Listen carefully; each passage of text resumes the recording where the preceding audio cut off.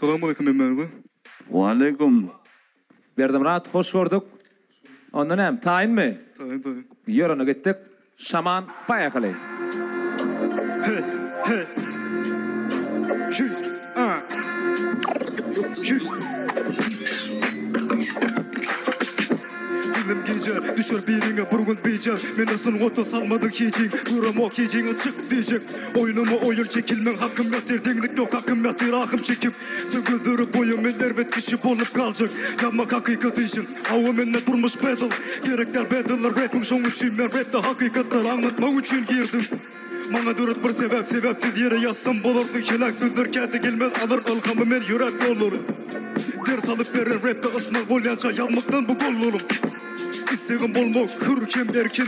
Gazım menne erkim. Bu durum virusuna antivirus rapim.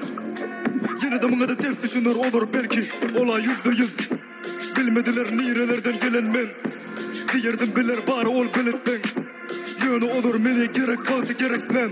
Gitin bari bana hiç kim belirtler. Bilmediler nirelerden gelen men. Diyerdim biler bari ol belirtten. Yönü olur mene gerek vakti gerek lan. Gitin bari bana hiç kim belirtler. Bu tema doğanlılığını saklamak gerek. Nerede bırak köşe şirok görüş deyip yönü yere çıkmadı ol rapim. Ödün bilen sol vakitte duygulum seni sallın el halık ha. Yattı dolara yattın çıkardılar belki ettiler teklif itti elimin tersi gönül. Kolumdan ütlemecek bolup kıbradı yitirdim belki. Neme gıynenen mindik ya. Hiç açılır duygu bolmadı senimi edimde öz kararlarıma hormatıma edipten bu bedenin ayrılmadı yeniden bol. Edipler adallı adgallı adgınlık görün ya haz yakın mı? Bana sözlerinin aslında gibiydi kendi petibet gelini yıkıcı sözünün yedi değerli gelini gidelim ananı böldümü arımım yar. Kalırdım her rapimde flexi. Benden karışılığına flexli. Bilmediler nirelerden gelen men. Diyerdim beler bari ol belirtten. Yönü gülürdü bari var belirtler. Böyle.